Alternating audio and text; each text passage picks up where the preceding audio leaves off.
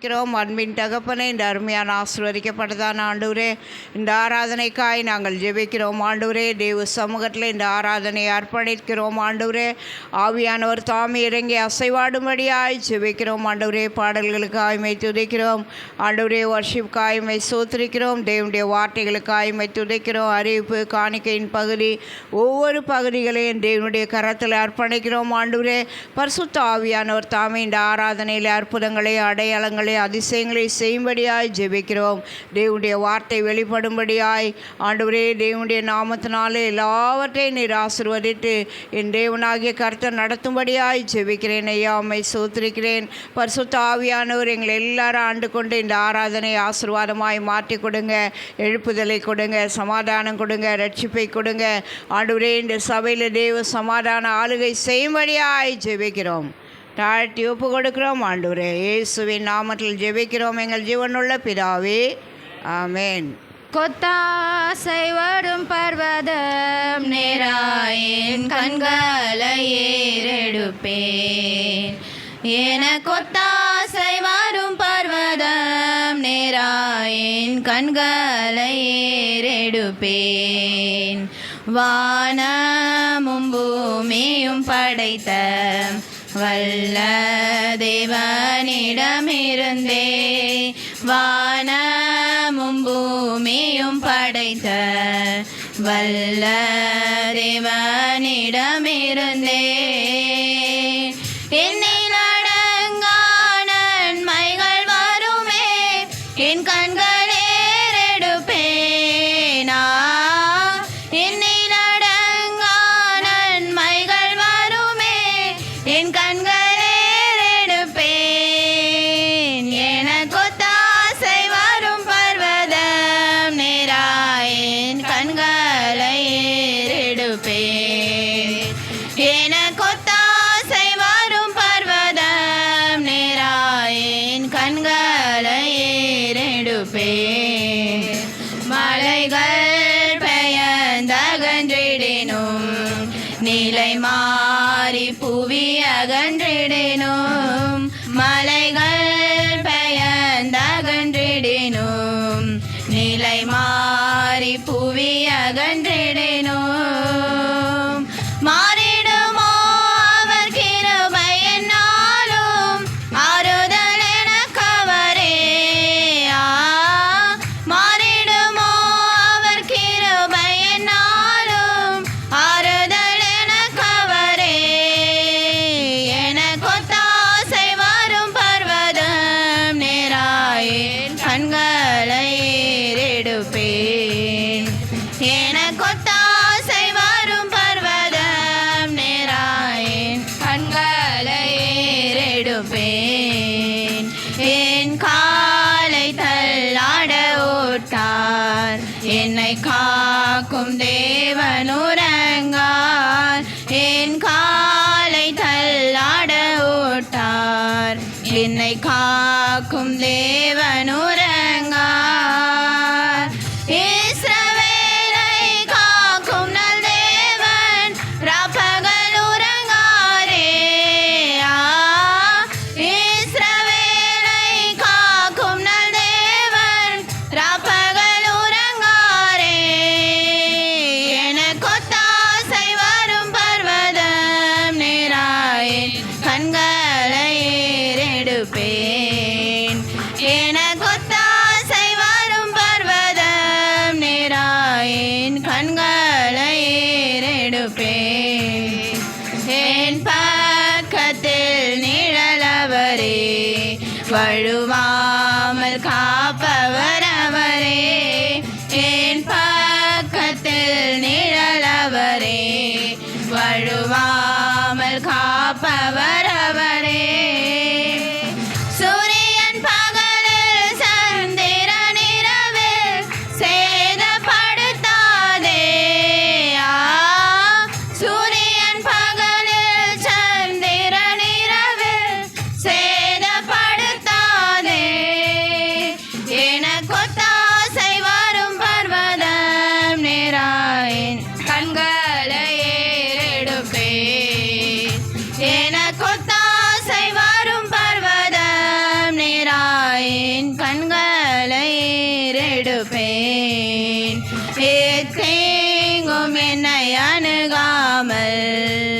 ஆத்துமாவை காக்கும் என் தேவன் ஏத்தீங்கும் என்னை அணுகாமல் ஆத்துமாவை காக்கும் என் தேவன் போக்கையும் வரத்தையும் பத்திரமாக காப்பாரே இது முதலாயா போக்கையும் வரத்தையும் பத்திரமாக காப்பாரே இது முதலாம் எனக்கொத்தாசை வரும் பர்வதம் நேராயின் கண்களை ஏறெடுப்பேன் எனக்கொத்தாசை வரும் பர்வதம் நேராயின் கண்களை ஏறெடுப்பேன் தாவும் திருக்கரத்தில் இசை கருவினார் நாள்தோறும் பயன்படுத்தும் முந்தன் சித்தம் போல் இயேசுநாதாவும் திருக்கரத்தில் இசை கருவினான்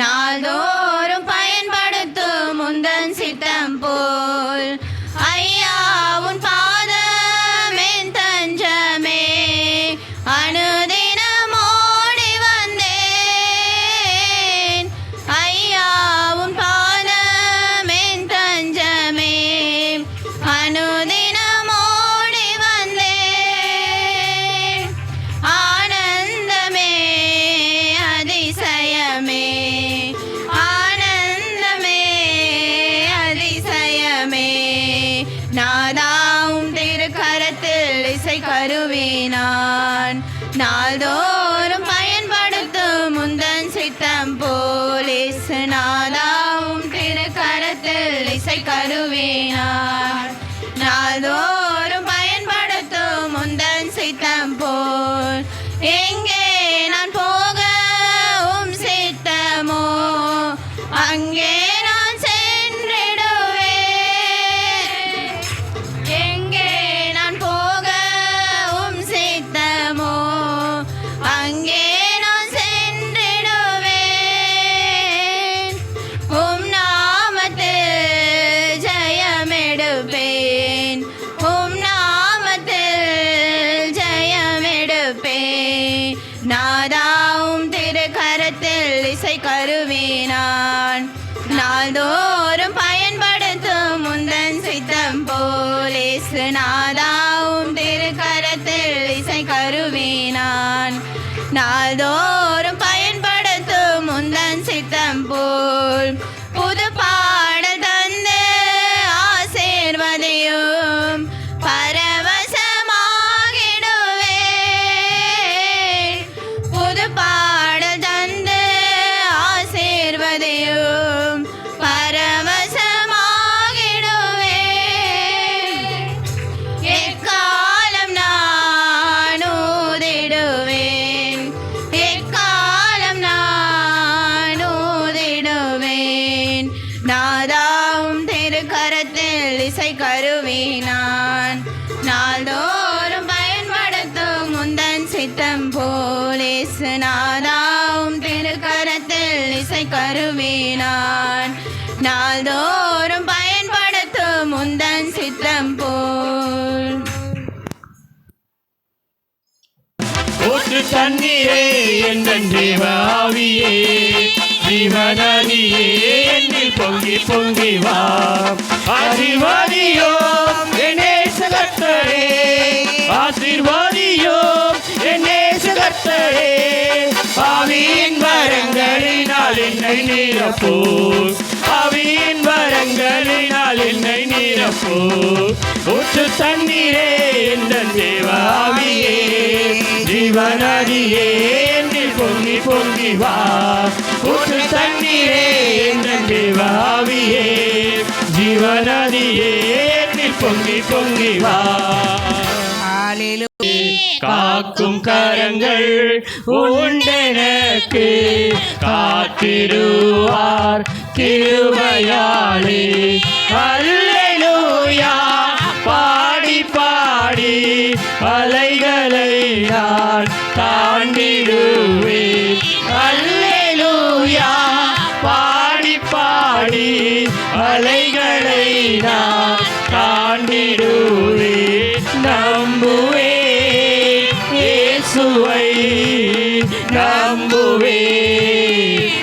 இயேசுவை நம்புவேன், இயேசுவை நம்புவேன், இயேசுவை. நிந்தனைகள் போராட்டம் வந்தும் நீதியின் தேவன் தாங்கினாரே. நிந்தனைகள் போராட்டம் வந்தும் நீதியின் தேவன் தாங்கினாரே. தேச கோடி என்மேல் பறக்க நேசருமக்காய் ஜீவித்திடுவே. நேச கோடி என்மேல் பறக்க நேசருமக்காய் ஜீவித்திடுவே. நம்புவேன் இயேசுவை நம்புவேன், இயேசுவை நம்புவேன், இயேசுவை நம்புவேன், இயேசுவை.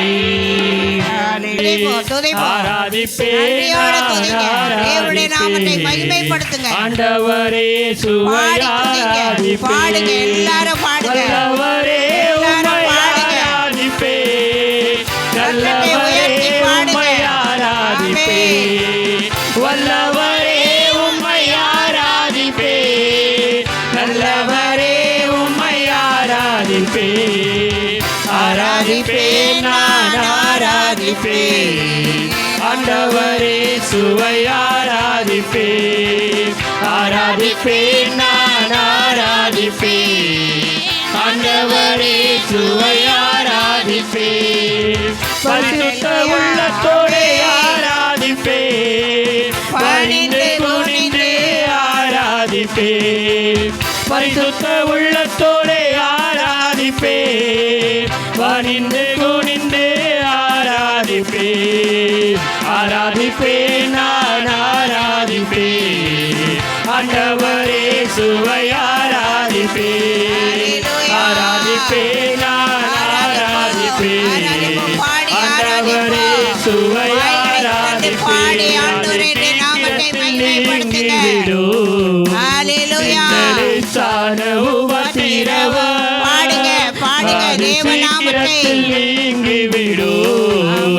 சிந்தலை சாணவும் திரவம் சோர்ந்து போகாதே, நீ சோர்ந்து போகாதே, சோர்ந்து போகாதே, நீ சோர்ந்து போகாதே. அதி சீக்கிரத்தில் நீங்கி விடும் சிந்தலை சாணவும் திரவம், அதி சீக்கிரத்தில் நீங்கிவிடும் இன்னலை சார உபத்திரவ. வாழ்க வாழ்க உம் நாமம் வாழ்க, ஐயா வாழ்க வாழ்க உம் நாமம் வாழ்க. தேவனுக்கே மகிமை, தெய்வத்துக்கே மகிமை, உம்மை தேடி வந்து மீட்டவரே தினமுமக்கே மகிமை. என்னை தேடி வந்து மீட்டவரே தினமுமக்கே மகிமை.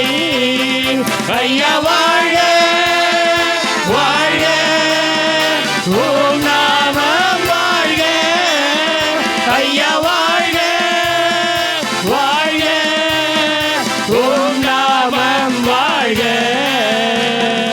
என்னுள்ளம் தேவன் பால் பொங்கி வழியுதே, என்னை ரட்சித்தார் நாளை பாடுவேன். எவரும் அறியாதே என் உள்ளம் பொங்குதே, என் உள்ளம் பொங்கி பொங்கி பொங்கி பொங்கி வழியுதே.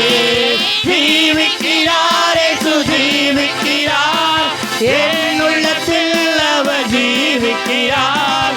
துன்பத்தில் எந்த துணையவரே என்றென்றும் ஜீவிக்கிறார். வல்லமை உண்டே உண்டே அற்புத வல்லமை இயேசுவே, இரத்தத்தால் இரத்தத்தால் வல்லமை உண்டே உண்டே அற்புத வல்லமை ஆட்டுக்குட்டியின் இரத்தத்தினால் பொழிந்திடும் வல்லமை உன்னதத்தின் வல்லமை ஆவியின் வல்லமை அக்கினியின் வல்லமை பொழிந்திடும் வல்லமை உன்னதத்தின் வல்லமை ஆவியின் வல்லமை அக்கினியின் வல்லமை அசைவமையாவை தேவா வல்லமை தாரும் தேவா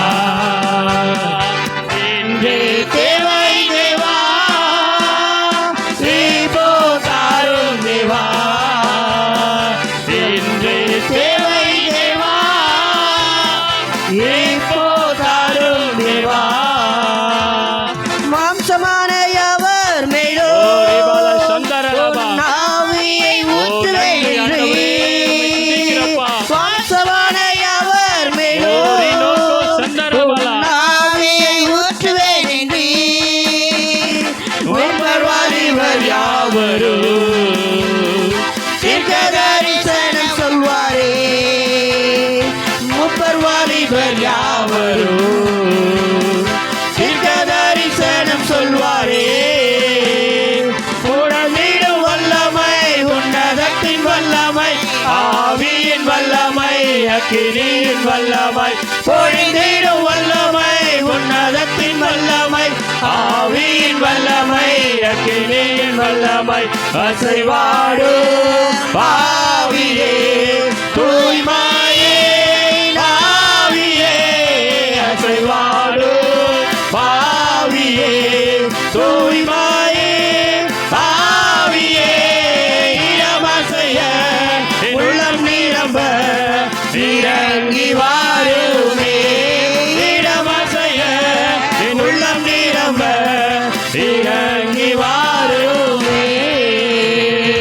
அங்கார வாசலாரே பிரவேசிக்க வந்து ஓரிபலா நிற்கிறோம் தேவ வீட்டின் நன்மையாலே நிரம்பிட வந்து நிற்கிறோம் ஆராதிக்க வந்தோம் அன்பு கூற வந்தோம் ஏகோவா தேவனையே துதித்திட வந்தோம் தொழுதிட வந்தோம் தூயவரே சுவையை ஆராதிக்க வந்தோம் அன்பு கூற வந்தோம் ஏகோவா தேவனையே துதித்திட வந்தோம் தொழுதிட வந்தோம் தூயவரே சுவையே ஆலயம் செல்லுவரே அது மகிழ்ச்சியை தந்திடுமே ஆலயம் செல்லுவரே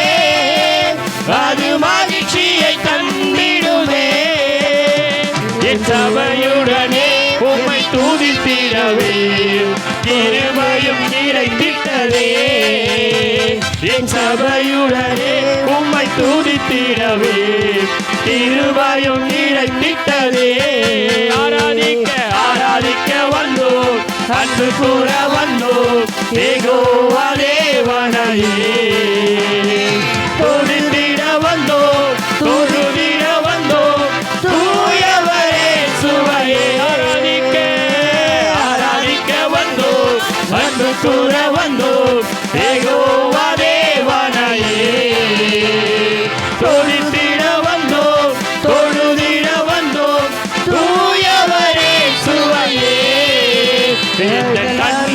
கண்மலையானவரே என்னை காக்கும் தெய்வம் நீரே என்ற கண்மலையானவரே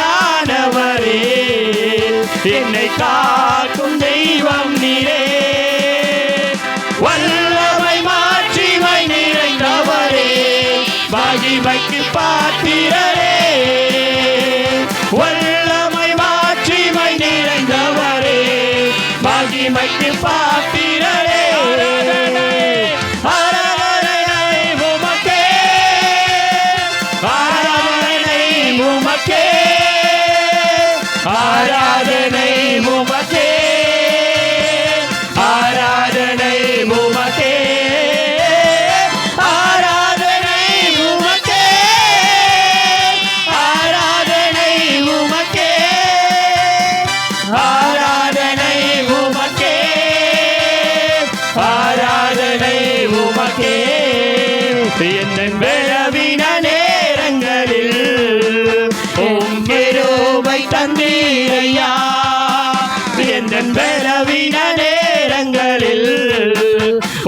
கிருபை தந்தீரையா சுராஜா என்பேர நானி எதற்கும் பயமில்லையே சுராஜா என்பேர நானி எதற்கும் பயமில்லையே ஆராதனை உமக்கே ஆராதனை உமக்கே ஆராதனை உமக்கே ஆராதனை உமக்கே ஆராதனை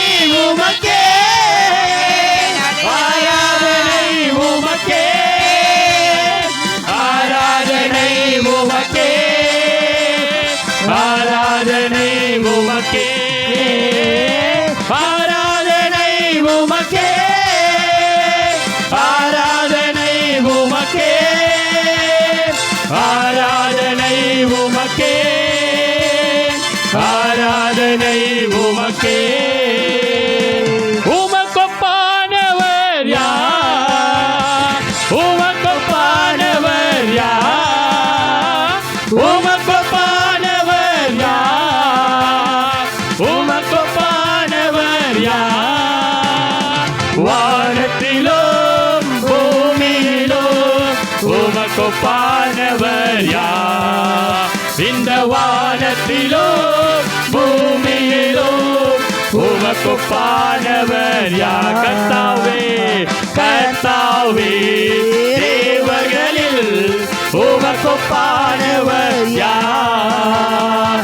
வானத்திலும் பூமியிலும் உமக்கொப்பானவர் யார் கர்த்தாவே தேவர்களில் உமக்கொப்பானவர் யார் வானத்திலும் பூமியிலும் உமக்கொப்பானவர் யார்.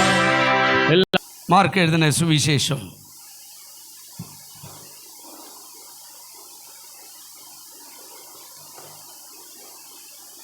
10ஆம் அதிகாரம். மார்க் எழுதின சுவிசேஷம் 10ஆம் அதிகாரம் 27வது வசனத்தை நாம் மறுபடியுமாய் வாசிக்கலாம்.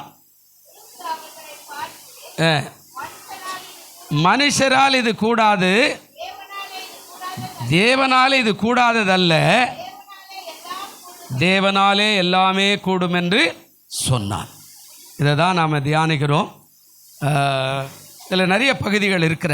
இன்றைக்கு ஒரு பகுதியை நாம் தியானிக்க போகிறோம். இதை சொன்ன காரியம் வித்தியாசம். ஒரு 10 பேர் அதே மார்க்கு 10ஆம் அதிகாரம் 17வது வசனத்திலிருந்து 28வது வசனம் வரையில் மாறி மாறி வாசிங்க பார்க்கலாம். ஒரு 10 பேர் வாசிங்க பார்க்கலாம். மார்க் 10ஆம் அதிகாரம் 17வது வசனத்திலிருந்து 28வது வசனம் வரையில் ஆளுக்கு ஒரு வசனம் வாசிங்க.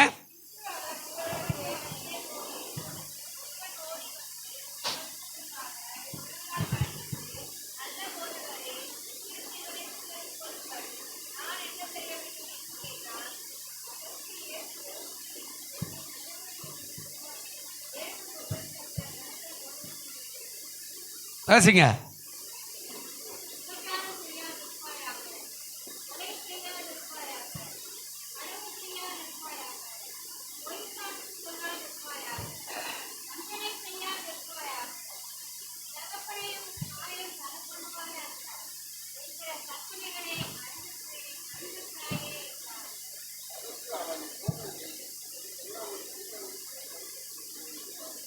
அடுத்த ஆளு.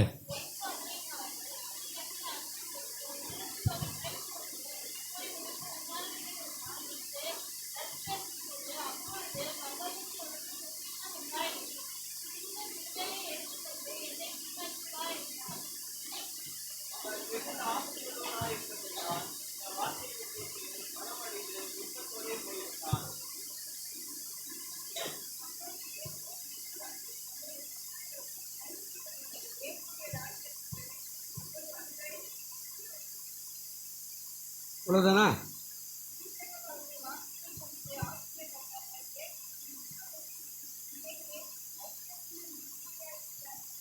அடுத்தது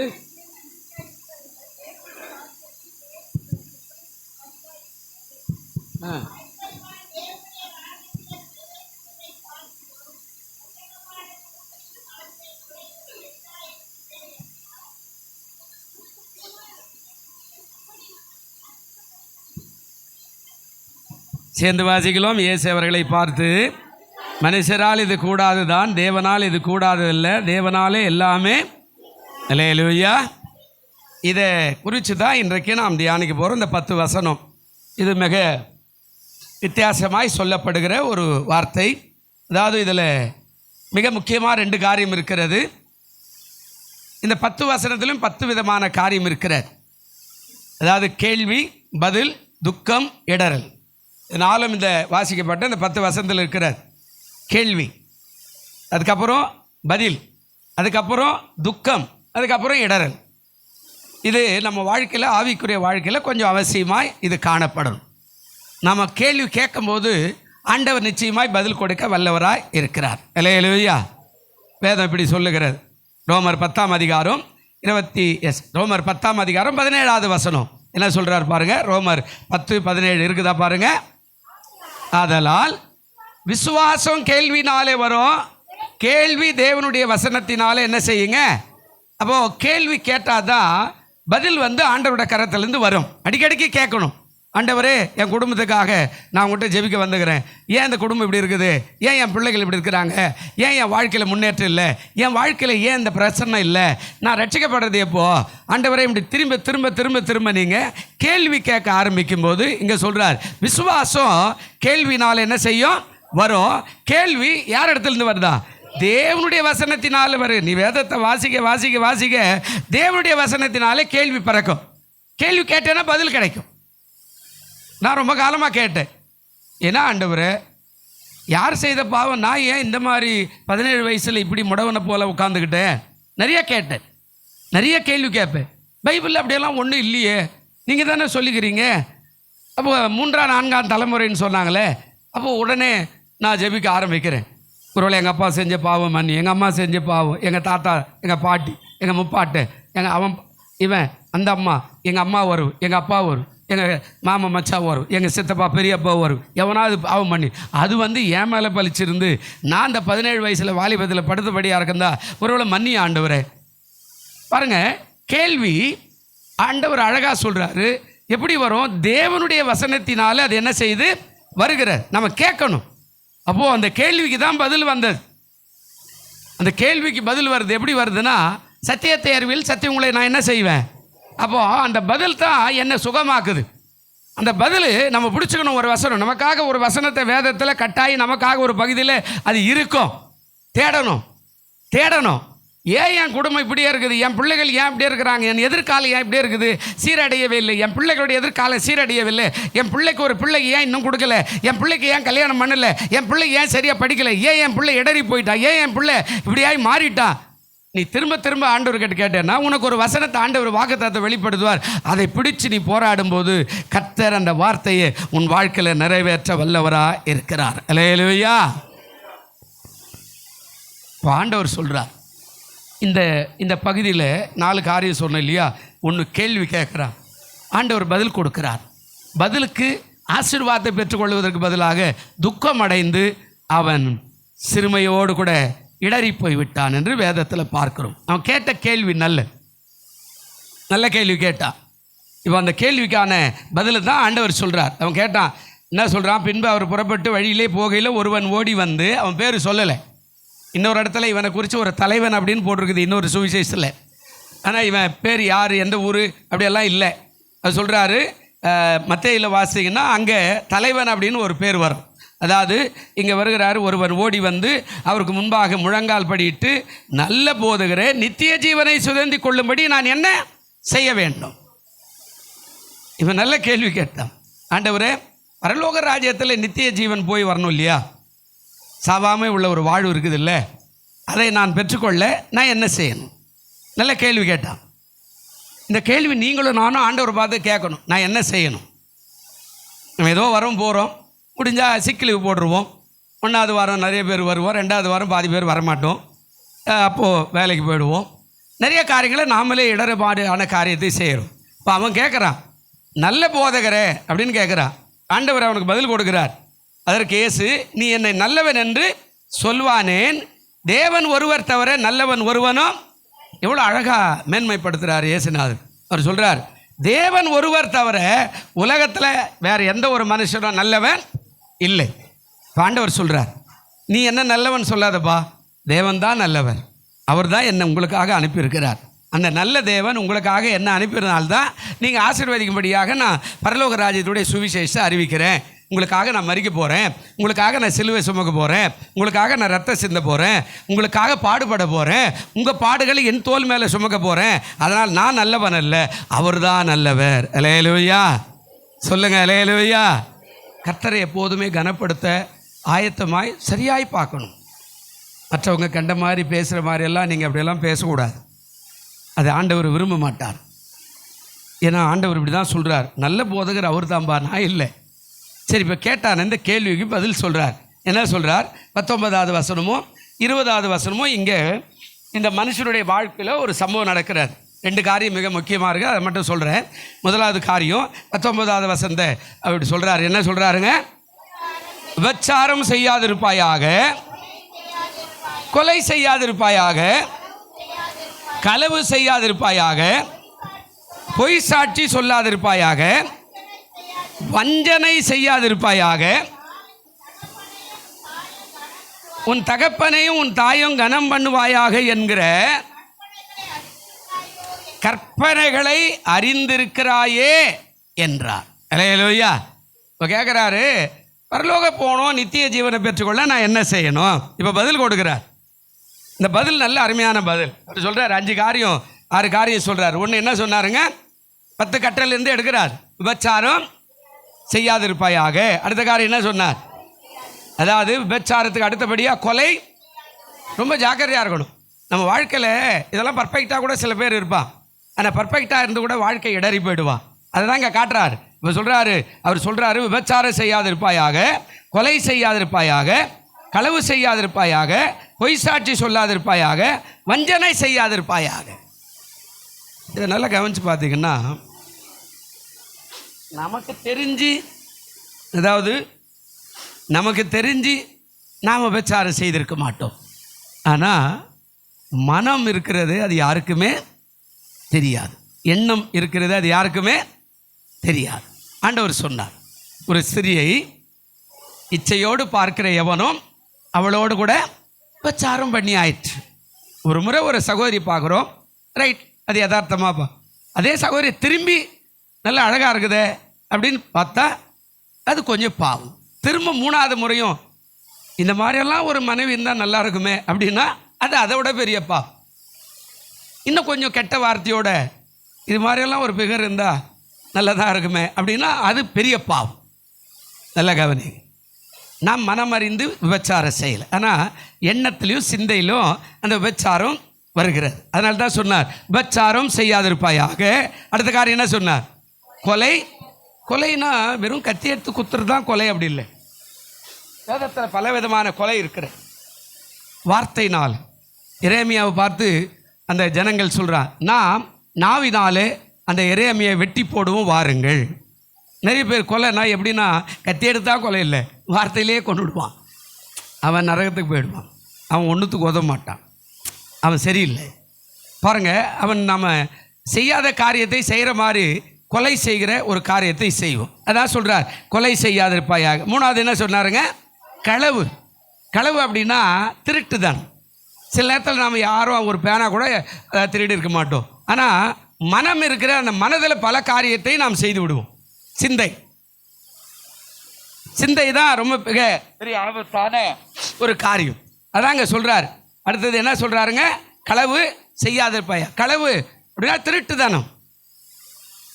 திருட்டுத்தனமாக சில பாவத்தை பார்க்குறது, திருட்டுத்தனமாக சில காரியத்தை ரசிக்கிறது, திருட்டுத்தனமாக சில விதமான காரியத்தை இச்சிக்கிறது, திருட்டுத்தனமாக சில விதமான நோக்கத்தை நிறைவேற்றி கொள்வது. அதாங்க சொல்கிறார், களவு செய்யாதிருப்பாயாக. அடுத்த காரியம் என்ன சொன்னார்? பொய் சாட்சி. நம்ம சர்வ சாதாரணமாக சொல்லும், ஏன் சர்ச்சைக்கு வரலன்னு கேட்டு பாருங்க. அதாவது உண்மையே சொல்லியிருக்க மாட்டா, ஏதாவது ஒரு சாக்கு போகும், டக்குன்னு ஒரு பொய் வரும். அதுபோல் நாம் நிறைய பேருக்கு விரோதமாக பொய் சாட்சி சொல்லிடும்.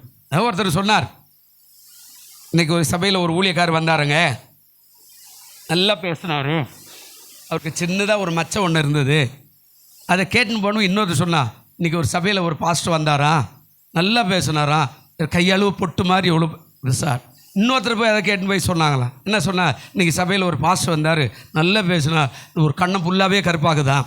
இன்னொருத்தர் போய் அதை கேட்டு போய் சொன்னாங்களே, இன்றைக்கி சபையில் ஒருத்தர் வந்தார், நல்லா பேசினார், ஆனால் அவர் முகம் ஃபுல்லாக கருப்பாக ஏதோ பேய் அறிஞ்ச மாதிரி இருக்குதான். பாருங்கள், உலகத்தில் என்ன நடக்குது அப்படின்னா, ஒன்றை இல்லாததை இருக்கிறதை போல் அப்படியே பறைசாற்றுகிற ஒரு காரியம். அதாங்க சொல்கிறார். என்ன சொல்கிறாருங்க? அதாவது பொய் சாட்சி சொல்லாத இருப்பாய், எச்சரிக்கையாக இருக்கணும். அடுத்தவனுக்கு விரோதமாக நம்ம எப்பவுமே பொய் சாட்சி சொல்லக்கூடாது, ஜாக்கிரதையாக இருக்கணும். இப்போ அடுத்த காரியம் சொல்கிறார், வஞ்சனை வஞ்சிக்காத. என்ன செய்யாதுங்க? வஞ்சிக்காத. வஞ்சனை ரொம்ப காரியம், அது யாருக்குமே தெரியாதே பண்ணிடுவோம், யாருக்குமே தெரியாதே பண்ணிடுவோம்.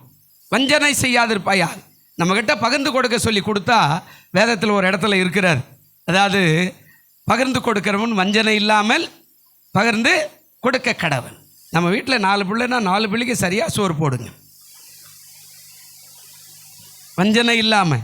4 பிள்ளைக்கு சரியாக ஜெபம் பண்ணுங்க, வஞ்சனை இல்லாமல். 4 பிள்ளைக்கு சரியான துணி எடுத்து கொடுங்க, வஞ்சனை இல்லாமல். 4 பிள்ளையை சரியான பள்ளியில் படிக்க வைங்க, வஞ்சனை இல்லாமல். 4 பிள்ளைங்க எப்போதும் எல்லாரையும் ஒரே போல நேசிங்க, வஞ்சனை இல்லாமல். இது இங்கேயே ஆரம்பிக்குது, அதுக்கப்புறம் தான் உலகம். இல்லையா? முதல்ல நம்ம வீட்டில் தான் இது எல்லாமே இருக்குது. இப்போ ஒரு பிள்ளையை நல்லா வளர்ப்போம். ஒருத்தர் வந்து சொன்னார், பாஸ்டர் சோதர் சொல்லுங்கள், இந்த பையனை கூட்டின்னு வந்துக்கிறேன், இது ஒன்றும் மக்கு படிக்கவே மாட்டேன்றான், சரி ஜெபம் பண்ணலாமா? இல்லை நீங்கள் எங்கன்னா ஊழியத்துக்கு போகும்போது இவனை பயன்படுத்திங்க. சரி அவன் நல்லா படிக்கிறான், அவன் படிக்கட்டும், டாக்டர் ஆகணும். என்ன இது, அவன் படிக்கலனாக்கா ஏசுனார் ஊழியத்துக்கு மட்டம் தட்டி உதவாத சொல்லுவாங்களா, அந்த மாதிரி அமுச்சு விட்றது. இவன் படிக்கிறான், உலகத்துக்கு நல்லா பண்ண, இதெல்லாம் தப்பு இல்லையா அப்படின்னு. இல்லை இன்னும் சொல்லி பார்த்தேன், சரியாக படிக்க மாட்டேன்றான். சரி ஜெபம் பண்ணுவோம், போ நல்லா படிப்பா. நல்லா கவனிங்க, நீங்கள் 4 பிள்ளை பெற்றிருந்தா வஞ்சனை செய்யாமல் அவர்களுக்கு எல்லா காரியத்தையும் செய்கிறது போல உலகத்தில் வஞ்சனை செய்யாதிருப்பாயாக. அடுத்த காரியம் என்ன சொன்னார்? உன் தகப்பனையும் உன் தாயையும். ரொம்ப ஜாக்கிரதையான காரியம். இது இன்னும் சின்ன பையனுக்கு சொல்கிற மாதிரியே இல்லை, இது கல்யாணம் ஆனவனுக்கு கூட சொல்கிறது, சேர்த்து சொல்கிறதா. உனக்கு கல்யாணம் ஆயிடுச்சு, உனக்கு மனைவி வந்துட்டாங்க, உனக்கு புருஷன் வந்துட்டாங்க, ஆனால் உன் தகப்பனையும் உன் தாய் எப்போதுமே நீ கனம் பண்ண ஆயத்தமாக இருக்கணும். அல்லேலூயா. ஆவிக்குரிய தகப்பனாக இருக்கிறவரை கனம் பண்ணும். ஆமாம், அவன் தான் அவனுக்காக போராடுறான், ஜெபிக்கிறான்.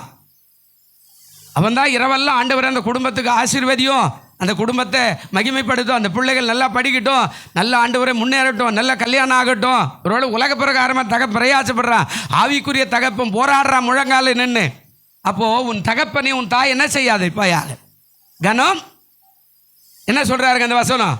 உன் தகப்பனையும் உன் தாயும் கனம் பண்ணுவாயாக. அப்போ சரியா கனம் பண்ண கற்றுக்க. உங்கள் அப்பா அம்மாவை உலக பிரகாரமா, நீ ஏன் என்னை பெற்று போட்ட? ஒருத்தர் கேட்டா, நீ எல்லாம் ஒரு பொம்பளை, என்னையா பெற்று போட்டு நீ இன்னொருத்தனோடு ஓடி போயிட்ட. நான் கூப்பிட்டு கேட்டேன், ஏன்டா அப்படியெல்லாம் பேசுகிற? ஓடி போனால் கூட உனக்காக தானே ஓடி போயிருக்கணும், இதெல்லாம் போய் அசிங்கமாக பேசுகிற, வெளியில் சொல்லக்கூடாதுப்பா. உங்களுக்கு தெரியாது, எனக்கு தான் தெரியும். பாருங்கள், இதெல்லாம் நாம் எப்பவுமே பேசக்கூடாது. தாயாக இருக்கட்டும், தகப்பனாக இருக்கட்டும், நமக்கு சொத்து கொடுத்தாருனாலும் சரி, கொடுக்கலனாலும் சரி, நாம் எப்போதுமே அவர்களை கனம் பண்ண கற்றுக்கொள்ளும். பல இடத்துல பேசும்போது எங்கள் அப்பா எனக்கு கொஞ்சமாவது அறிவு வச்சிருக்கிறார். அல்லேலூயா. சொல்லணும், எங்கள் அப்பா கொஞ்சமாகல என்னை படிக்க வச்சார், எங்கள் அப்பா கொஞ்சமாகல ஒரு சின்ன வீடு வச்சார், எங்கள் அப்பா கொஞ்சமாகல எனக்கு ஒரு சொத்து வச்சார், எங்கள் அப்பா கொஞ்சமாகல ஒரு வேலை வாங்கி கொடுத்தார், எங்கள் அப்பா எங்கள் அம்மா ஏதாவது அவருடைய தகுதிக்கு ஏற்றார் போல் என்னை செய்தார். ஆண்டவர் என்ன சொல்கிறாரு? இந்த பதில் எப்படி கொடுக்குறாரு? இதை கற்பனைகளை அறிந்திருக்கிறாயே என்றார். அல்லேலூயா. இவன் என்ன சொன்னான்? 20வது வசனம் வாசிங்க. என்ன சொன்னான் பாருங்க. அதற்கு அவன், போதகரே, இவைகள் எல்லாம் என் சிறு வயது முதல் நான் என்ன செய்கிறேன்? பர்ஃபெக்டான ஆளாக இருக்கிறான். எப்படி இருக்கிறாங்க? எல்லாவற்றையும் சரியாய் செய்யக்கூட கற்றுக்கொண்டிருக்கிற பர்ஃபெக்டான ஒரு நல்ல விசுவாசியா, எல்லாத்தையும் கடைபிடித்து இந்த 6 காரியத்தையும் சரியாய் செய்கிற ஒரு மனுஷனாக இவன் இருந்திருக்கிறான். அவன் சொல்கிறான், ஆண்டவரே, எல்லாம் சின்ன வயசுலேருந்து ஆல்ரெடி எல்லாத்திலையும் நான் ஒழுக்கமாக தான் இருக்கிறேன். பிரியமானவர்களே, இவனுடைய வாழ்க்கையிலேருந்து நாம் சில காரியங்களை கற்றுக்கொள்ளணும். இந்த வார்த்தையின்படி ஒரு வசனம் வாசிங்க. அதாவது கடமையை, கட்டளையை, பிரமாணத்தை சிறு வயதிலிருந்து சரியாய் கடைப்பிடித்தான். கர்த்தர் அவனை ரொம்ப மெச்சிக்கொள்கிறார். அல்லேலூயா. நம்ம வாழ்க்கையில் நம்ம பிள்ளைகளுக்கு இதை சொல்லித்தரணும். ஒரு வசனம் வாசிங்க. லூக்கா 18ஆம் அதிகாரம். 12வது வசனம் இருக்குதா பாருங்களேன். லூக்கா 18ஆம் அதிகாரம் 12வது வசனம் இருக்குதா பாருங்க. ஒரு மனுஷன் ஜெபத்துக்கு வரவன் சொல்கிறாங்க, 2 பேர் ஜெபம் பண்ணுறாங்க. அந்த 2 பேர் ஜெபம் பண்ணுறதுல ஒருத்தர் இப்படி பேசுகிறா. என்ன சொல்கிறாங்க? வாரத்தில் நான் எத்தனை தரம் உபவாசிக்கிறேன்? 2 தரம் நான் உபவாசிக்கிறேன். என் சம்பாதித்தில் எல்லாம் தசமபாக செலுத்தி வருகிறேன் என்று தனக்குள்ளே என்ன செய்தா? அப்போது இந்த அதாவது பரிசேயனை போல அந்த மனுஷன் இருந்திருக்கிறான், பர்ஃபெக்டாக இருக்கிறான். பிரியமானவர்களே, நம்முடைய பிள்ளைகளுக்கு நாம் இதெல்லாம் சொல்லி கொடுத்து வளர்க்கணும். இதான் கற்றுக் கொடுக்குறார் ஆண்டவர், இதான் கற்றுக் கொடுக்குறார். நம்ம பிள்ளைகளுக்கு இதை சொல்லிக் கொடுக்கணும். சிறு வயது முதல் அவன் சொல்கிறான் பாருங்க, எனக்கு எதுவுமே கிடையாது, எல்லாம் பர்ஃபெக்டாக நான் வச்சிருக்கிறேன். அல்லேலூயா. அப்போ நம்ம பிள்ளைகளுக்கு நாம் அதாவது பிறக்கும் போதே இதை நாம் சொல்லி கொடுத்து வளர்த்தா அந்த பிள்ளை கண்டிப்பாக கடைசி வரைக்கும் அவன் நல்ல பிள்ளையாகவே இருந்துருவான். அதாங்க சொல்கிறார், கற்பனைகளையும் கடமைகளையும் கட்டளைகளையும் சரியாய் கடைப்பிடித்த ஒரு மனுஷன் சிறு வயது முதல். நீங்கள் மைக்கிலே சொல்கிற உங்களோட கூட பிராமண குடும்பங்களில் இருந்து ஏதாவது ஒரு பிள்ளைகள் படித்து உங்களோட கூட ஃப்ரெண்ட்ஸாக இருந்தால் நீங்கள் கொஞ்சம் அவங்கள கவனித்து பாருங்கள். முதல் வேலை தூங்கி எழுந்த வேலையே அவங்க வீட்டில் இருக்கிற சொருபங்கள் அந்த பூஜை சாமான்களை கழுவி அதை வச்சு ஸ்லோகம் போட்டு அதாவது மறுபடியும் கொண்டு போய் நிலையில் வைக்கிற வேலையை அந்த பிள்ளைகளுக்கு முதல் வேலையாக இருக்கும். டெய்லி அதை செய்யணும். பாட்டு நம்ம பிள்ளை அது மாதிரி இருக்குதா? தூங்கி எழுந்து நம்ம பிள்ளை வசனம் படிக்குதா? இல்லை நம்ம பிள்ளை சத்தியத்தை சொல்லுதா? மனப்பாட வசனம் ஏதாவது சொல்லுதா? இதெல்லாம் நீங்கள் கவனிக்கணும். முதல் வேலை அவங்களுக்கு அதான். ஆனால் நம்ம பிள்ளை அப்படி இல்லை, தூங்கியது நமக்கு பின்னாடி எழுந்துக்குது, நாம் கொஞ்சம் லேட்டாக எழுந்துக்கிறோம், அது நமக்கு பின்னாடி வந்து அதாவது பைபிளும் வாசிக்கிறது இல்லை, ஜபமும் பண்ணுறதில்ல. இந்த மனுஷனை போல நம்முடைய வாழ்க்கையில் முன்னேற்ற பாதைக்கு நம் பிள்ளைகள் வளரணும்னா நீங்கள் கட்டாயம் நீங்கள் அதை செயல்படுத்தணும். இவன் சின்ன வயசுலேருந்து கடைப்பிடிக்கிறான், எவ்வளோ பெரிய ஆள் இவன். இங்கே சொல்கிறார், ஆண்டவரே வாரத்தில் 2 தரம் நான் என்ன செய்கிறேன்? இப்போ நம்ம எத்தனை தரம் உபவாசிக்கிறோம்? ஒரு அரை வேளை. ஒருவேளை சுகர் இருக்குது, ரைட்டு, ஒரு அரை வேளை. வெள்ளிக்கிழமை காலையில் இல்லை ஞாயிற்றுக்கிழமை காலையில் ஒரு அரை வேளை. இங்கே இந்த வார்த்தை எதுக்காக ஆண்டவர் வெளிப்படுத்துகிறான்னா, உண்மையாகவே நம்ம வாழ்க்கையில் முன்னேற்ற பாதையில் பர்ஃபெக்டாக இருக்கிறோன்னா இதெல்லாம் அவசியம். அவன் சொல்கிறான் வாரத்தில் 2 தரம் உபவாசிக்கிறேன். இவன் சொல்கிறான் நான் எல்லாவற்றிலும் ஆலினால் எல்லாத்திலையும் சரியாக கடமையில் நான் தவறாத சிறு வயசுலேருந்து இருக்கிறேன். இவன் சொல்கிறான் வாரத்தில் 2 நாள் உபவாசிக்கிறது இல்லாமல் நான் என் தசம பாகம் என் சம்பாதத்தில் எல்லாத்திலையும் ஆண்டவருக்கு என்ன கொடுக்குறேன். பிரியமானவர்கள், நம்ம வாழ்க்கையில் இது ரொம்ப ரொம்ப அவசியம். ஏன்னா பரலோக ராஜ்யத்துக்கு போகிறதுக்கு இவன் இப்போ வந்து கேட்குறான், நித்திய ஜீவனை சொல்றதுக்கு நான் என்ன பண்ணணும் அப்படின்னு கேட்குறான். ஆனால் இவ்வளோ பர்ஃபெக்டாக இருக்கிறவனுக்கு ஏதோ ஒரு குறை இருக்குது. நல்லா கவனிச்சு பாருங்க, ஏதோ ஒரு குறை இருக்கிறார். இன்னொரு வசனம் காட்டுறேன் பாருங்க. 3 யோவான் 1ஆம் அதிகாரம் 4வது வசனம் வாசிங்க. 3 யோவான் இருக்குதா பாருங்க. யோவான் எழுதின நிருபம் 3 யோவான் நிருபம் 1ஆம் அதிகாரம் 4வது வசனம் இருக்குதா? இதை கோடு போட்டு வச்சுக்கணுங்க. சொல்றார், என் பிள்ளைகள் சத்தியத்தில் நடக்கிறார்கள் என்று நான் கேள்விப்படுகிற சந்தோஷத்திலும் என்னதுங்க சந்தோஷம் எனக்கு இல்லை. கீழே வாசிங்க 5வது வசனம் என்ன சொல்றாரு? நீ சகோதரருக்கும் அந்நியருக்கும் செய்கிற யாவற்றையும் உண்மையாய். என்ன அருமையான வார்த்தை. அதாவது காயுக்கு எழுதுறார் யோவான். அவர் சொல்றார், என்ன பேசுறாரு? என் பிள்ளைகள், அந்த வசனம் அழகாக சொல்லுது. என்ன சொல்றாருங்க? என் பிள்ளைகள் சத்தியத்தில் நடக்கிறார்கள் என்று நான் கேள்விப்படுகிற சந்தோஷத்திலும் அதிகமான சந்தோஷம் எனக்கு. நீங்க நடந்தா பிசாசை பார்த்து யோபு கிட்ட வந்து நின்னான பிசாசு எங்கே போய் சுற்றிட்டு வர? நான் ஊரெல்லாம் சுற்றிட்டு வந்தேன், என் தாசனாகி யோபையை பார்த்தாயோ? பார்த்தேன். அவனை போல உண்மையான யாருனா இருந்தானா? இல்லை. உத்தம இல்லை. சன்மார்க்க இல்லை. கரெக்டாக சொல்கிறான் பிசாசு. இல்லை, அவனை மாதிரி யாரும் இல்லை. ஆனால் ஒரு கேள்வி போட்டான், எல்லாம் கரெக்டு தான், ஆனால் அவனை வீட்டை சுற்றிலும் வேலி அடைச்சிட்டேன். நான் உள்ளே போக முடியாத பண்ணிட்டேன், நீ கொஞ்சம் வழி விட்டு பாருங்க, அவன் உன்னை சோதனை பண்ணுறான்னா பார்க்கலான்னு தான் கேட்டான். அப்போ தான் நம்பிக்கை வச்சு ஆண்டவராக அவனுக்கு வழி விட்டார். இப்போ நம்ம சுற்றிலும் என்ன போட்டிருக்கிறார் ஆண்டவர்? வேலி இருக்குதா இல்லையாங்க? ஃபாதர் பாடினாரு, இரத்த கோட்டைக்குள்ளே நான் நுழைந்து விட்டேன், இனி எதுவோ அணுகாது, எந்த தீங்கும் தீண்டாதே. இரத்த கோட்டைக்குள்ளே நான் நுழைந்து விட்டேன், இனி எதுவும் அணுகாதே, எந்த தீங்கும் தீண்டாதே. அல்லேலூயா. இப்போ அந்த இரத்த கோட்டைக்குள்ளே தான் நம்மளை வச்சு பாதுகாக்கிறார். அல்லேலூயா. இப்போ நம்ம பர்ஃபெக்டாக இருக்கணுன்றது ஆண்டவர் விரும்புகிறார். இந்த மனுஷனை அப்படி தான் ஆசீர்வதிச்சார். அதுதான் யோபு கேட்டான், நீ என்ன சும்மாவா அவன் அவனை சுற்றி வேலி அடிச்சுட்டேன், உள்ளே போக முடியல என்னால், கொஞ்சம் எலி போந்த மாதிரி ஒரு சின்ன ஓட்டை கொடுப்பாரு, நான் பார்த்துக்கிறேன். நம்ம வாழ்க்கை கர்த்தருக்கு பிரியமாக இருக்க நாம் பழகணும். அதனால தான் சொல்கிறார், என் பிள்ளைகள், காயுக்கு எழுதும்போது சொல்கிற, என் பிள்ளைகள் சத்தியத்தில் நடக்கிறார்கள் என்று நான் கேள்விப்படுகிற சந்தோஷத்தில் அதிகமான சந்தோஷம் எனக்கு. ஆண்டவர் சொல்லுவார், பிசாசு என் பிள்ளைய குறித்து நீ அப்படியெல்லாம் பேசாத, என் பிள்ளைகள் சத்தியத்தில் நடக்கிறாங்க, உண்மையில் நடக்கிறாங்க, நீதியில் நடக்கிறாங்க, பரிசுத்தத்தில் நடக்கிறாங்க, அன்பில் நடக்கிறாங்க, ஐக்கியத்தில் நடக்கிறாங்க, கனம் பண்ணதில் உண்மையாக இருக்கிறாங்க. ஆனால் நம்ம வாழ்க்கை சரியாக இல்லைன்னா ஆண்டவர் எப்படி சாட்சி சொல்லுவார் பிசாசுக்கு? இவன் பர்ஃபெக்டாக இருக்கிறானே. இன்னொரு வசனம் காட்டுறேன் பாருங்கள். ஆண்டவருக்கு சோதரம். அப்போஸ் நடவடிக்கைகள் 16:31 வாசிங்க. என்ன சொல்கிறாரு பாருங்கள். அப்போஸ் நடவடிக்கைகள் 16:31. அவன் எப்படி இருக்கிறான் பர்ஃபெக்டான்றதை காட்டுறாரு பாருங்க. வாசிங்க. அப்போஸ் நடவடிக்கைகள் 16:31. கர்த்தராகிய இயேசு கிறிஸ்துவை விசுவாசி, அப்பொழுது நீயும் உன் வீட்டார் என்ன செய்வீங்க? தூங்கி எழுந்து புருஷனோ மனைவியோ ஆண்டவரை விசுவாசித்து ஜெபிக்கிறவளாக இருந்தால் உங்கள் வாழ்க்கை ஆசீர்வாதமாக இருக்கும், உன் பிள்ளைகள் வாழ்க்கை ஆசீர்வாதமாக இருக்கும். நீ எப்படி ஜெபிக்கிறோ அப்படி உன் பிள்ளையை ஜெபிக்க பழக்கணும். சும்மா வரக்கூடாது. சபைக்கு வரும்போது உன் பிள்ளையாகட்டும் பேரனாகட்டும் கையோடு கூட்டின்னு வரணும்.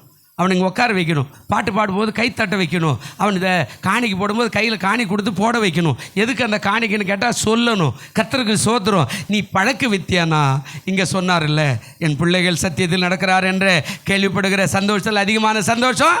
இப்போ ஏசுனார் சாட்சி சொல்லுவார்ல, இவன் பர்ஃபெக்டாக சொல்கிறான், ஆண்டவரே எனக்கு அந்த பழக்கமெல்லாம் ஒன்றுமே கிடையாது, நான் சின்ன வயசுலேருந்து ஆல்ரெடி சரியாக இருக்கிறேன். ஆனால் எனக்கு நம்ம பிள்ளைகள் அல்லேலூயா, உங்களால் சாட்சி சொல்ல முடியுமா? என் பிள்ளைகள் எப்படி இருக்கிறாங்க? என் பிள்ளைகள் எப்படி இருக்கிறாங்க? அல்லேலூயா. பைபிள் வசனம் தெரியல, என் பிள்ளைகள் எப்படி இருக்கிறாங்க? தாவீது யாரு தெரியல, மத்தேயு யாரு தெரியல, எந்த வசனம் கீவேர்டு எது, சாபமான வார்த்தை எது, எதுவுமே தெரியல என் பிள்ளைகளுக்கு. ஏதோ வராங்க போகிறாங்க. இப்போ ஆண்டவர் எப்படி சாட்சி சொல்லுவார்? நாம் எப்படி வளரணும்னு ஆண்டவர்கிட்ட கேட்குறோம். ஆண்டவரே கொடு, ஆண்டவரே கொடு, ஆண்டவரே கொடு, ஆண்டவரே. ஆனால் வாங்கி நம்ம பிள்ளைகளை சரியான முறையில் நடத்துவதற்கு நாம் ஆயத்தமாக இருக்கிறோமா? நம்ம பிள்ளைகள் வருகிறதா? ஒரு நாள் சர்ச்சைக்கு வரலன்னு நம்ம பிள்ளைய கட்டாயம் அவனை கண்டிக்கணும். ஆண்டவர் சொல்கிறார், பிரம்பை கையாடாதவன் தன் மகனை.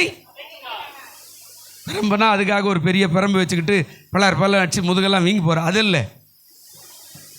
அது உலகத்தில் சொல்லிக்கிறாங்க, ஆம்பளை பிள்ளை அடித்து வளு, பெண் பிள்ளை என்ன பண்ணுங்க பிடிச்சி வளரும். உலகத்தில் பழமொழியெல்லாம் கரெக்டாக இருக்குது இல்லை, பைபிள் இருந்தால் போதும். ஆம்பளை பிள்ளை அடித்து வளர்க்கினா அவன் கீழ்ப்படிய மாட்டான், அவனுக்கு பிரம்பு அவசியம். ஆமாம், அவன் அதை பார்த்தா கண்டிப்பாக பயப்படுவான். நம்ம என் பிள்ளை செல்ல பிள்ளை விடு, அவன் கடைசியில் அதே பிரம்பு எடுத்துன்னு அப்பா அம்மா அடிக்கிற அளவுக்கு வந்துடுவான். உலகத்தில் நீங்கள் பாருங்கள், அப்பாவை குத்தினுவேன், அம்மாவை குத்தினுவேன், பாட்டியை கழுத்து அறுத்துவேன், நகைக்காக அறுத்துவேன், சொத்துக்காக அறுத்துவேன், கஞ்சா அடிக்கிறதுக்கு பணம் கொடுக்கல அறுத்துவேன், சாராயம் குடிக்கிறதுக்கு பணம். நீங்கள் பேப்பர் தாளை பாருங்கள். நம்ம உலகத்தில் பழமொழி பைபிள்லேருந்து தான் போய்க்குது. அப்போது ஆம்பளை பிள்ளையை அடித்து வளர்னா, பெண் பிள்ளையை பிடிச்சி வளர்னா கைக்குள்ளே வச்சுருக்கணும்.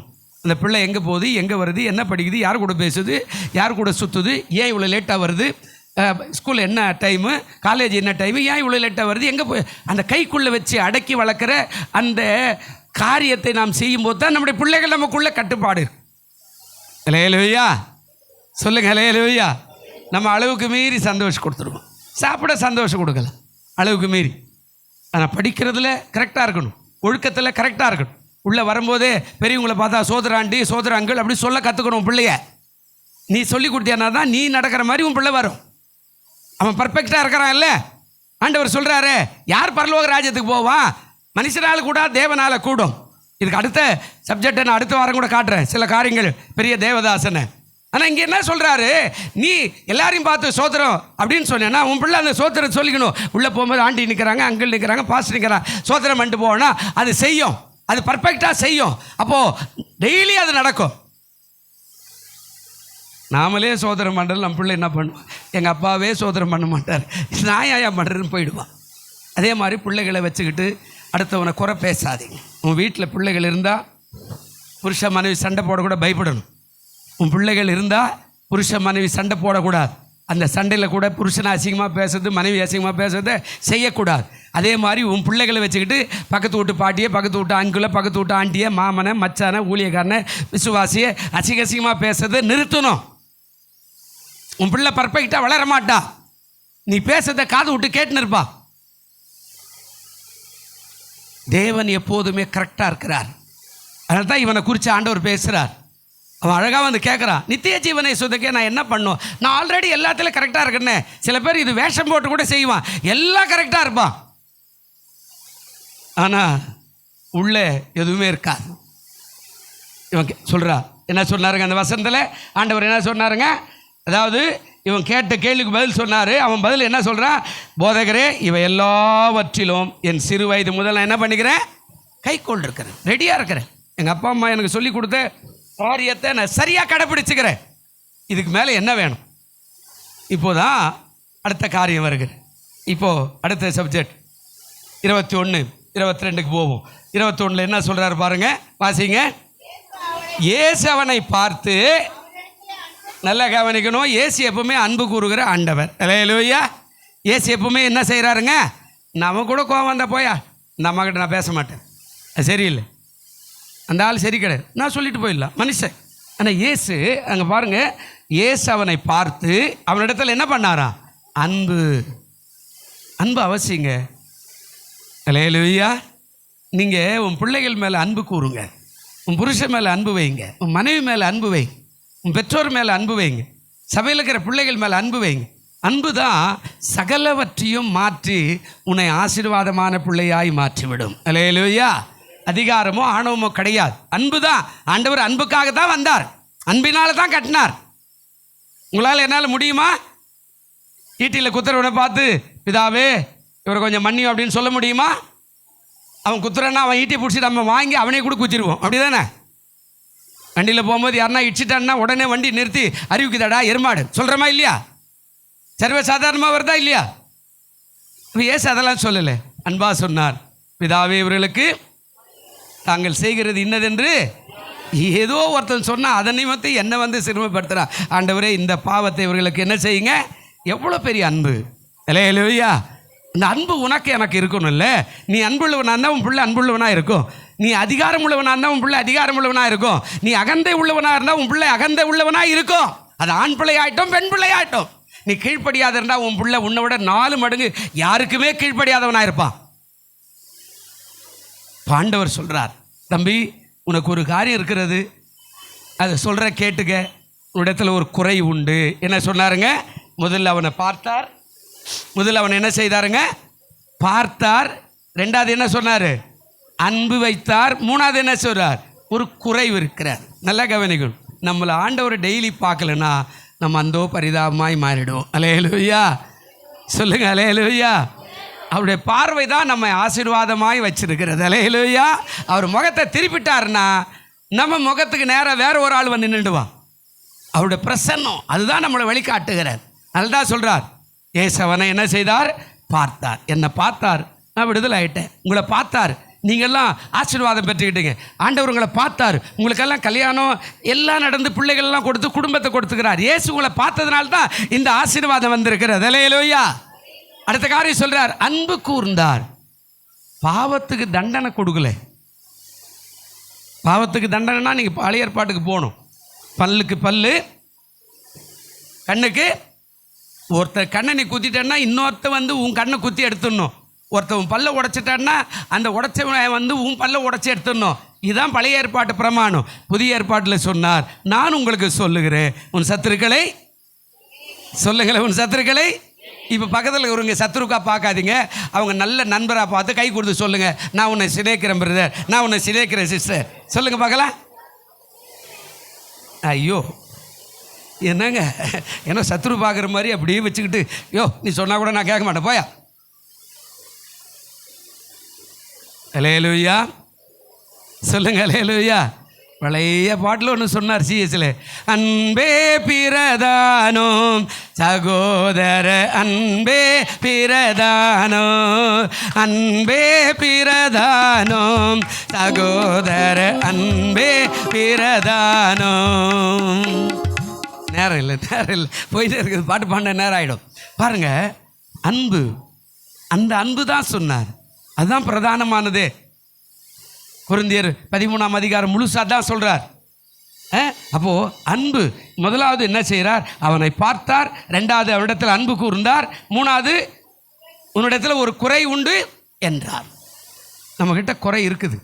வெளிப்படுத்தல் ஒரு வசனம் இருக்கிறார், 3ஆம் அதிகாரம் என்று நான் நினைக்கிறேன், எனக்கு ஆவியில் உணர்த்துறார், என் குறிப்பில் இல்லை. அதில் ஒரு சபைக்கு எழுதும்போது அவர் இப்படி சொல்லுவார், நீ ஆதியில் கொண்டிருந்த அன்பை விட்டாய் என்று உன் பேரில் எனக்கு ஒரு இருக்குதா அந்த வசனம் 3ஆம் அதிகாரத்தில் என்று நான் நினைக்கிறேன். என்ன சொல்கிறாருங்க, ஆனாலும் நீ ஆதியில் கொண்டிருந்த அன்பை விட்டாய் என்று உன் பேரில் எனக்கு ஒரு என்னதுங்க குறை உண்டு, ஆகையால் மனம் திரும்பி ஆதியில் செய்த கிரியைகளை நீ என்ன செய்யணுமாங்க செய்வாய், போதும். அப்போது ஆண்டவர் சொல்கிறாரு, உன் பேரில் எனக்கு ஒரு குறை உண்டு. என்ன அப்படின்னா, நீ ஆதியில் என் மேலே வைத்த அன்பு இப்போ என்ன இல்லை, குறைந்து போச்சு. ரட்சிக்கப்பட்ட புதுசில் அடிக்கடிக்கு வருவோம் சபைக்கு, ரட்சிக்கப்பட்ட புதுசில் ஐயாவுக்கு சோதனை நிறையா, ரட்சிக்கப்பட்ட புதுசில் அடிக்கடிக்கு வேதம் வாசிப்போம், ரட்சிக்கப்பட்ட புதுசில் அடிக்கடிக்கு ஜெபிப்போம், ரட்சிக்கப்பட்ட புதுசில் அடிக்கடிக்கு சபை மக்களுக்காய் அன்போடு கூட இருப்போம். இப்போது அந்த அன்பெல்லாம் கொஞ்சம் கொஞ்சமாக குறைஞ்சி போயிடுச்சு. இப்போ ஆண்டவர் தேடுறதே பெரிய மலை. இப்போ சொல்கிறோம், மூச்சு விடுவே நேரம் இல்லையா, வேலையோ வருது, நிறைய வேலை, ஞாயிற்றுக்கிழமை கூட நிறைய வேலை. பிரியமானதே பிள்ளையே, ஆண்டவர் சொல்கிறார், உன்னிடத்தில் ஒரு குறை உண்டு. அது என்ன குறை? இப்போ கீழே சொல்கிறாரு, என்ன குறை சொல்கிறாருங்க, நீ போய் உனக்கு உண்டானவைகளெல்லாம் விற்று என்ன செய்யுங்க, தரித்திரருக்கு கொடு, அப்பொழுது பரலோகத்தில் உனக்கு பொக்கிஷம் உண்டாயிருக்கும், பின்பு சிலுவை எடுத்துக்கொண்டு என்ன செய்ய. இப்போது நீ வந்து சொன்னியே, அதிலெல்லாம் கரெக்டாக இருக்கிற உண்மைதான், நானும் அதை சந்தோஷமாக ஏற்றுக்கிறேன், குறையே இல்லை. ஆனால் ஒரு குறை இருக்கிறது, நீ போகிறதுக்கு தடை ஒன்று இருக்கிறது. அது என்ன அப்படின்னா, நீ மிகவும் ஆஸ்தி உடையவனாக இருக்கிற. நான் பணத்துக்கு விரோதி இல்லை, அந்த ஆஸ்தி தான் உனக்கு தடையாக இருக்கிறது. அது எல்லாம் விற்று தரித்திரருக்கு கொடுத்துரு, பரலோக ராஜ்யத்தில் பொக்கிஷம் இருக்கும், அப்போ என்ன பின்பற்றி வா அப்படின்றார். இது நம்மளால் முடியாது, ரொம்ப கஷ்டமான காரியம்தான் எல்லாருக்குமே. இப்போ ஆண்டவர் வந்து ஒருவேளை நம்ம சம்பாரிச்சதெல்லாம் விற்றுரு அப்படின்னலாம் சொல்லலை. மேலே 2 வசனம் சொன்ன 19, 20 சரியான முறையில் பிரமாணத்தை கடைப்பிடிக்கிறவன்.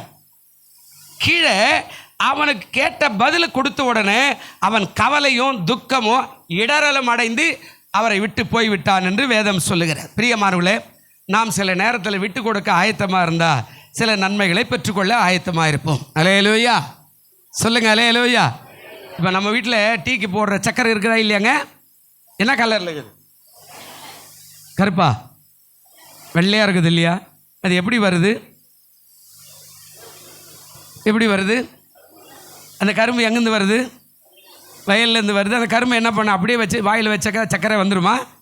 என்ன பண்ணுங்க, வெட்டி நீங்கள் ஆலைக்கு போனீங்கன்னா அது படுற பாடு உங்களுக்கு ரொம்ப கஷ்டமாக இருக்கும். நாங்கள்லாம் அந்த ஆலையில் பயிர் வச்சப்போ லாரியாக கொண்டு போய் ஒரு பள்ளத்தில் கொட்டினா அந்த மிஷினை அப்படியே எடுத்து, அது 10 விரல் உள்ள மாதிரி ஒரு மிஷின் வச்சுருக்கோம், கடன்னு அப்படியே தூளாக்கிடும் அந்த மிஷினு.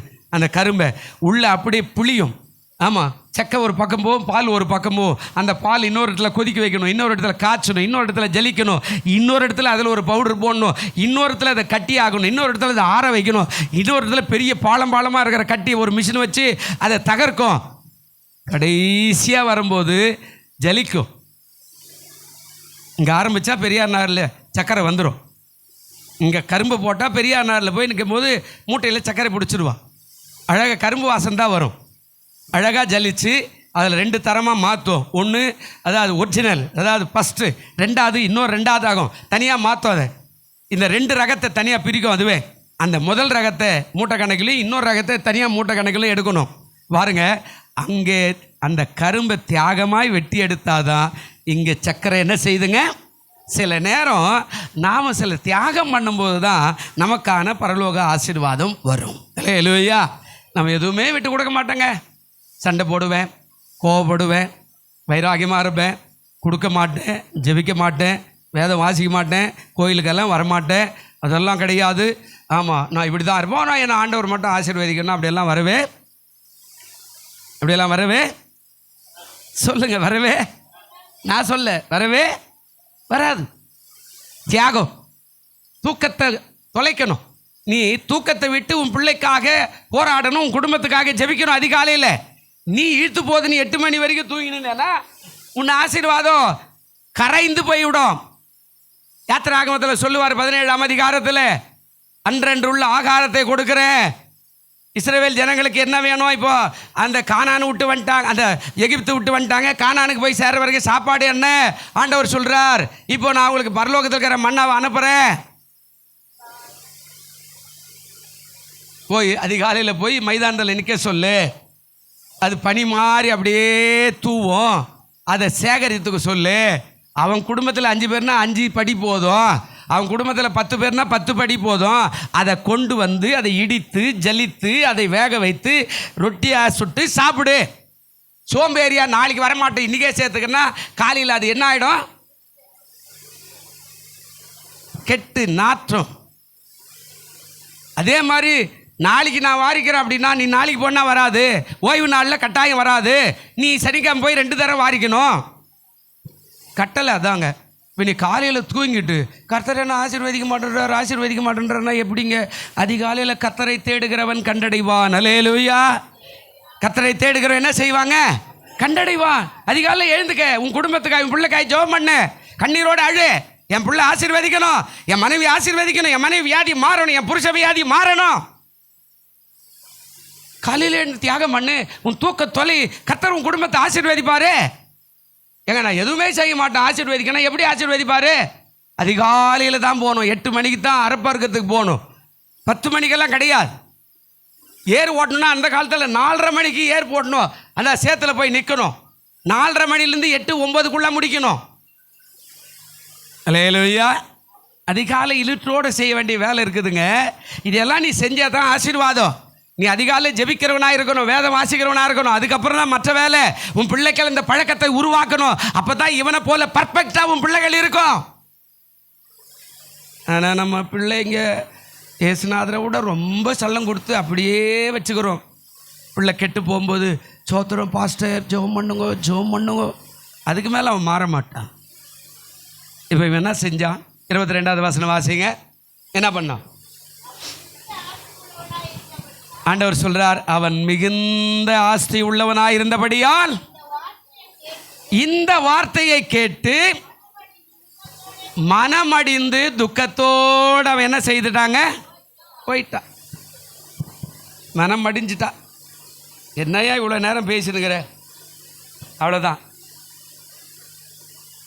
என்னையா பேசினுங்கிற? தேவையில்லாதெல்லாம் பாருங்க. அந்த வார்த்தையை கேட்டபோது துக்கத்தோடு கூட அவன் என்ன செய்துட்டான்? அவரை விட்டே போயிட்டான், இடறிட்டான். ஏன்னா மிகுந்த ஆஸ்தி உள்ளவன். ஆண்டவர் பணத்துக்கு விரோதி எல்லாம் கிடையாது. வசனம் வாசிங்க. இப்போ சொல்கிறேன். ஆண்டவர் என்ன சொல்கிறார் பாருங்க. பிரசங்கின் புஸ்தகம் 10ஆம் அதிகாரம் 19வது வசனம் வாசிங்க. ஆண்டவர் பணத்துக்கெல்லாம் விரோதி கிடையாது. வாசிங்களேன். என்ன சொல்கிறார் பாருங்க. இருக்குதா? பிரசங்கி 10ஆம் அதிகாரம் 19வது வசனம் இல்லையா? என்னங்க நல்லா கவனிக்கணும். நம்ம வீட்டில் ஏதோ ஒரு விசேஷனா விருந்து எதுக்காக செய்கிறோங்க? சந்தோஷத்துக்கு செய்யப்படும். திராட்சை ரசம் இருந்தால் அது ஜீவன் உள்ளவரை என்ன பண்ணுங்க? குடிச்சு அப்படியே மிதக்க. 2வது 3வது பணமோ என்ன செய்யுங்க? அப்போ பணம் என்னத்துக்கு செய்தாங்க? எல்லாவற்றுக்கும், கல்யாணம், கச்சேரி, காது குத்து, கருமாந்திரம், எல்லாத்துக்கும் பணம் என்ன செய்யும்? அப்போ பணம் இல்லைன்னு ஆண்டவர் சொல்லலை, பணம் வேண்டான்னு ஆண்டவர் என்ன செய்யலைங்க சொல்லலை. பணம் தேவை, ஆனால் அது எப்படி இருக்கணும் அப்படின்றதான் இங்கே கற்றுக் கொடுக்குறார். வாசிங்க 1 தீமோத்தேயு 6ஆம் அதிகாரம் 10வது வசனம். சீக்கிரம் 5 நிமிஷம் தான் இருக்கு. 1 தீமோத்தேயு 6ஆம் அதிகாரம் 10வது வசனம் என்ன சொல்கிறாருங்க? பண ஆசை எல்லா தீமைக்கும் எப்படியா இருக்குதா? வேறாய் இருக்கிறது. சிலர் அதை இச்சித்து விசுவாசத்தை விட்டு வழுவி அநேக வேதனைகளால் தங்களை உருவ என்ன செய்தார்கள்? பண ஆசை. பணத்து மேலே ஆண்டவர் எல்லாம் ஒன்றும் யாரும் சம்பாதிக்காத அப்படியெல்லாம் சொல்லலை. பண ஆசை இருக்கிறத விட அதிகமாக கோயிலுக்கே வராமல் சம்பாதிக்கணும், கோயிலுக்கே வராமல் இன்னும் கொஞ்சம் போய் இன்னும் கொஞ்சம் போய் இன்னும் பண ஆசை.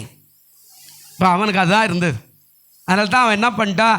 இல்லை ஆண்டவரே, அதெல்லாம் என்னால் செய்ய முடியாதுன்னு அவன் துக்கத்தோடு கூட இடறி போயிட்டான். பிரியமானவர்களே, நம் வாழ்க்கையில் பணம் தேவை. ஆண்டவர் நமக்கு வச்சிருக்கிறார், அவருக்கு தெரியும் நமக்கு பணம் வேணும். ஆனால் பண ஆசை ரொம்ப அதிகம். எனக்கு ஞாபகம், எங்கள் கிராமத்தில் ஒருத்தர் அந்த காலத்தில் ஒரு மில் வேலை செய்வார். 4000 ரூபாய் 5000 ரூபாய் சம்பாதிப்பார். நான் சொல்கிறது ரட்சிக்கப்படவே இல்லை. அவருக்கு அந்த காலத்தில் தான் 100 ரூபா பெரிய நோட். இப்போல்லாம் நமக்கு 500 ரூபாய் 1000 ரூபாய் 2000 ரூபாய். அந்த 2000 ரூபாய் என்ன ஆச்சுன்னு நமக்கு தெரியல, எங்கே போய் அடங்கல் ஆயிடுச்சுன்னு நமக்கு சரியாக தெரியல. அரசாங்கமே அது எதுக்காக அடித்தாங்க? பெரிய பெரிய ஆளுங்களுக்காக. நான் தான் நினைக்கிறேன், பெரிய பெரிய ஆளுங்க வீட்டிலேருந்தே மாற்றிக்கிறதுக்காக 2000 ரூபாய் நோட்டு அடித்தாங்க போல இருக்குது. அவங்க மாற்றின உடனே எல்லா 2000 ரூபாய் நோட்டும் மறுபடியும் அடங்களுக்கு என்ன ஆயிடுச்சு? போயிடுச்சு. நம்ம கையில் கூட இல்லை. யோசிச்சு பாருங்க. இப்போது அந்த காலத்தில் 100 ரூபா யார் கேட்டேன்னா 100 ரூபா புது நோட்டு வச்சுருந்தா உடனே போய் இந்த சில்லறையெல்லாம் கொடுத்து அந்த நோட்டு வாங்கிட்டு வந்துடுவார். வாங்கிட்டு வந்து பெட்டியில் வச்சுக்குவார். சில்லறையில் நீ இவர்கிட்ட கேட்டமானா கூட அந்த 100 ரூபாய் எடுத்து கொடுக்க மாட்டார். ஏன்னா இருக்கட்டும்பா, 100 ரூபா தான் நமக்கு ஒரு மரியாதை இல்லை அப்படின்வார். கடைசியில் அவர் செத்து போயிட்டார். அவர் சேர்த்து வச்ச சொத்து எங்கெங்கே கிராமங்களில் பல இடங்களில் சொத்து வாங்கி போட்டார். யார் என்ன அனுபவிச்சாருன்னு யாருக்குமே தெரியல. பாருங்கள், பண ஆசை அதுதான் ஆண்டவர் இருக்கிறார். இதில் சொல்கிறார், பண ஆசை எல்லா தீமைக்கும் எப்படியா இருக்குதாங்க? வேறாக இருக்கிறது. சில அதை இச்சிக்கிறாங்க, விசுவாசத்தை விட்டு என்ன பண்ணுறாங்க? வழுவுறாங்க. நீங்கள் நிறைய பேர் சபைக்கே வராமல் போகிறது கூட காரணமே இந்த பண ஆசை தான். போதும் என்ற மனது தான் நமக்கு என்னவாக இருக்கணுமா? ஆமாம். அதனால் பணம் சம்பாதிக்க வேண்டாம், வீடு கட்ட வேண்டாம், வாகனம் வாங்க வேண்டாம், ஆமாம் நகை வாங்க வேண்டாம், அதாவது கோல்டெல்லாம் வேண்டாம், அப்படியெல்லாம் பைபிளில் கிடையாது. அதெல்லாம் வாங்கிக்க அப்படின்னு தான் சொல்லுது. நிறையா போடு, உன் பிள்ளைகளுக்கு நிறைய சம்பாரிச்சு வை, ஆனால் அளவோடு கூட செய். அதான் இங்கே சொல்கிறார். இவனுக்கு அதிகமாகிடுச்சு. இப்போ அதுதான் இங்கே சொல்கிறார், அந்த பண ஆசை. இந்த பண ஆசை தான் அவருடைய வாழ்க்கையில் ரொம்ப வேதனையான ஒரு காரியத்தை செய்கிறதாக வேதத்தில் சொல்லப்படுகிற. பிரியமானவர்களே, ஒரே ஒரு வசனம் வாசி முடிச்சிடலாம். இது ஏன் இடறி போயிட்டான்? 1 பேதுரு 4ஆம் அதிகாரம் 17-18 மட்டும் வாசி. நாங்கள் நல்லா கவனிக்கணும். இந்த பர்ஃபெக்டாக இருக்கிறவன் வீட்டிலேயே இந்த நியாய தீர்ப்பு தேவனுடைய வீட்டில் என்னங்க துவங்குற காலன்னா அவன் பர்ஃபெக்டாக இருக்கிறான் எல்லாத்துலேயும். அவங்ககிட்டயே இப்போ அவர் கேட்டார், உங்கள்கிட்ட ஒரு குறை இருக்குதுப்பா. இப்போ இந்த நியாய தீர்ப்பு நாள் தேவனுடைய வீட்டில் துவங்குற காலமாக இருக்கிறபடினால் அது முந்தி நம்மிடத்தில் அது துவங்கினால் தேவனுடைய சுவிசேஷத்திற்கு கீழ்ப்படியாருடைய முடிவு என்னமாய்? 18வது வசனம். இப்போ நல்லா கவனிக்கணும். இவன் நீதிமானாக இருந்தானே சின்ன வயசுலேருந்து, நீதிமானே ரட்சிக்கப்படுவது அரிதானால் பக்தி இல்லாதவனும் பாவி எங்கே? இப்போ பர்ஃபெக்டாக இருக்கிறவனே ஆண்டவரே நித்திய ஜீவனவானா ஒன்று வானா போ அப்படின்னு போயிட்டானே. அப்போ பக்தியே இல்லாதவன், வேஷம் போட்டுங்கிறவன், சபைக்கே வராதவன், பைபிளே வாசிக்காதவன், சட்டத்திட்டத்தை கடைபிடிக்காதவன், கற்பனைகளை கை கொள்ளாதவன், அவனுடைய முடிவு என்னமா இருக்கும்? பிரியமானவளே, நம்ம வாழ்க்கை அந்த பரிதாபமாக ஆகிடும். இப்போ 2 காரியம் தான் காட்டினேன். இதில் நிறைய சம்பவம் இருக்கிறார். 1, சட்டத்தை சரியாய் மதித்த மனுஷன். 2வது, இந்த சட்டத்துக்குள்ளே இருக்கிற குறைகளை ஆண்டவர் சுட்டி காட்டி, இப்படி பாப்பா நீ பரலோக ராஜ்யத்துக்கு வந்துடுவே அப்படின்னா அவன் அதை வேண்டாம் அப்படின்னு இடறி போய் தன் பணத்துக்காக தேவராஜ்யத்தை விட்டு ஓடி போன ஒரு மனுஷனாய் மாறிட்டான். அதுக்கப்புறம் தான் ஆண்டவர் சொல்கிறார், சரி யார் தான் ரட்சிக்கப்படுவோம்? ஆண்டவர் சொன்னார், மனுஷனால கூடாது தேவனாலே இதுக்கான காரியங்களை கர்த்தருக்கு சித்தமானா அடுத்த வாரத்தில் உங்களுக்கு காட்டுற கர்த்தர் ஆசீர்வதிப்பார். கண்களை மூடுவோம். நல்ல பிதாவே, இந்த செய்தியை பார்த்து கொண்டிருக்கிற கேட்டுக்கொண்டிருக்கிற எல்லா பிள்ளைகளுக்காக ஜெபிக்கிறோம். ஆசீர்வதியும். முதலாவது, அவன் சட்டத்தை சரியாய் மதித்தவன், கற்பனைகளை கை கொண்டவன். ரெண்டாவது, குறைவுகளை சுட்டி காட்டின போது ஆண்டவரே அவன் உண்மையே விட்டு விட்டு ஓடிப்போனவனாய் அவன் மாறிவிட்டானே. நாங்கள் அப்படி இல்லாதபடி எல்லாவற்றிலும் போராடி மேற்கொண்டு உம்முடைய நித்திய ஜீவனை பெற்றுக்கொள்ள எங்களுக்கு உதவி செய்யும். இயேசுவின் நாமத்தில் வேண்டிக் கொள்கிறோம் நல்ல பிதாவே, ஆமேன். எழுந்திருப்போம்.